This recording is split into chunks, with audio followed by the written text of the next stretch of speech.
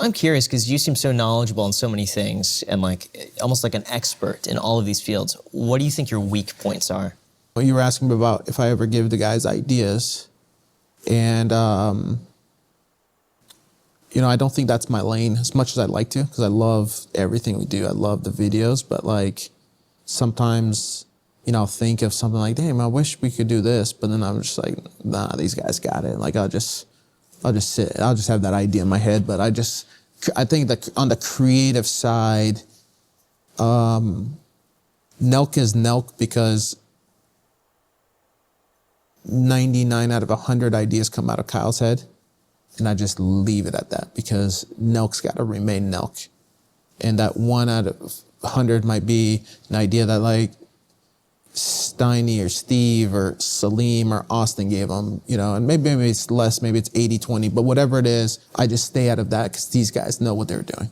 What NELK was doing before my time worked and what NELK's doing post my time as far as content works.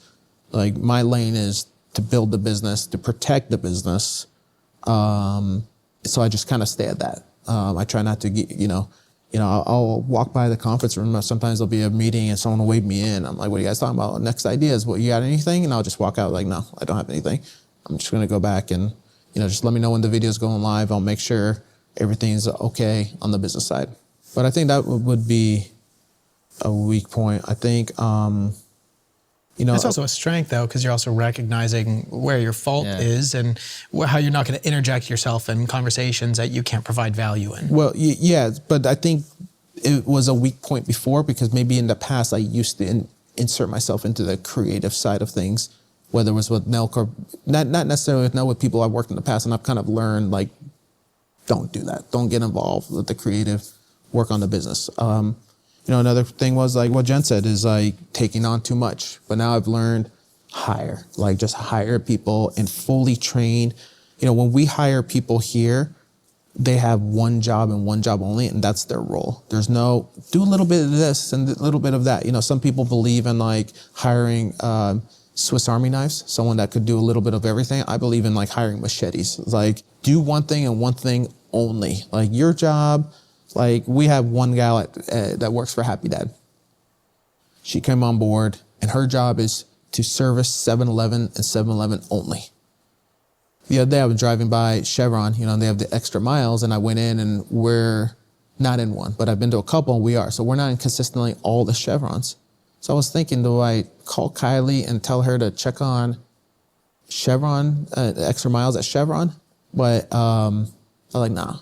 Let her focus on 7-Eleven. Let's hire someone else just for Chevron. Let's hire someone else just for Circle K. Just plenty of these locations to pay for them, for the person's salary, to compensate the salary. So that's why I think like something I've learned in the past before is like, let's have everyone do everything. Even Jen, when she came on board, she was doing a little bit of everything.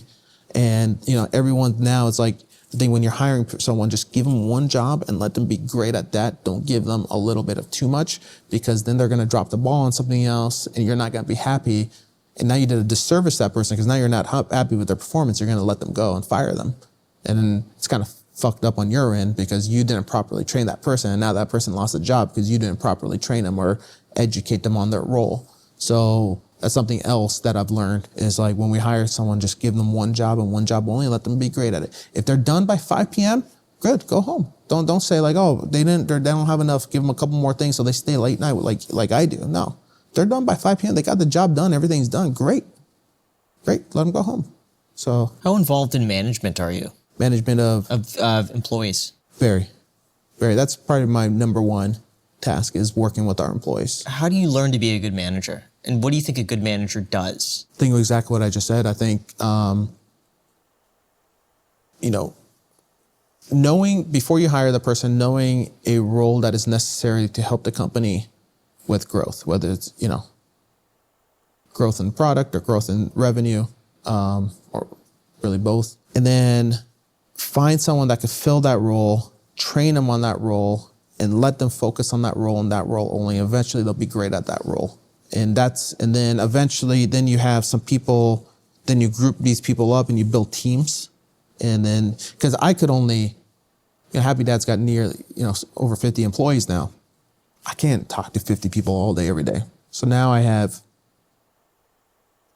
5 direct reports. And these guys have teams underneath them. And soon we'll have state leads for every single. So the representatives in each state will reach out to the state lead, and the state lead will reach out to the national lead, and the national lead reports to me. But I think splitting up these roles and letting people be focused on one thing and one thing only is very important. How do you decide when to cut somebody?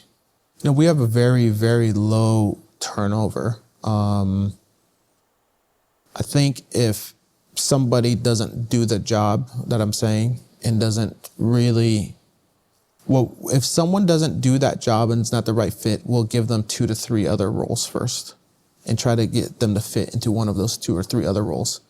And if they don't get to probably the third, then they're just not a fit for the company. But we will give people up to 3 different chances. I'll start them at this one role. Let's just say this person that worked at the 7-Eleven role, she crushed it from day one. She's crushing it now. But if she didn't work out with 7-Eleven, she's not great at talking to store owners, retail store managers. So maybe we would give her another position and move her to e-commerce. Maybe she would be responsible for putting products on Amazon.com. If that didn't work, then maybe we would move her over to helping build podcasts and build, we're going to get into the country music podcasting pretty soon. And we're building a studio in Nashville and going to have a whole studio there for Nashville and country genre podcasts. Move her over to that role, completely different role. And if that didn't work, okay, she's just not capable of working here.